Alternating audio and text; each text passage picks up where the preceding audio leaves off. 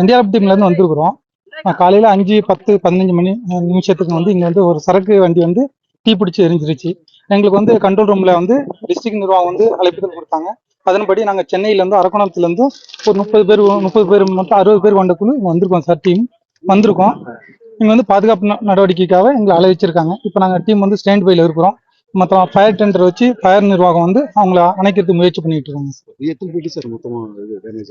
இது வரைக்கும் அவங்க ரயில்வே நிர்வாகம் எதுவும் சொல்லலை. குறைஞ்சபட்சம் ஒரு 15 ஆச்சு இருக்கும் அதை அப்படின்ட்டு. அதனால இப்போ அவங்க முயற்சி பண்ணிட்டு இருக்காங்க. சீக்கிரம் நினைக்கிறீங்க என்ன மாதிரியான நடவடிக்கை எடுக்கும் நீங்க வந்து சார்? நாங்கள் வந்திருக்கப்போ வந்து எதுவும் மக்கள் அது வந்து அதில் உள்ள எதுவும் மாட்டிருக்காங்களா அப்படிங்கிற மாதிரிலாம் இல்லை. இது வந்து ஒரு சரக்கு வண்டி தான். அதனால பக்கத்தில் யாராச்சும் இவாக்குவேட் பண்ணி பாதுகாப்பான இடத்துக்கு கொண்டு போகிற மாதிரி இருந்தால் நாங்கள் அது மாதிரி முயற்சிகளை மேற்கொள்வோம். இப்போ அது மாதிரிக்கான எந்த நடவடிக்கையும் உங்களுக்கு எந்த ஒரு பாதிப்பும் இல்லை சார்.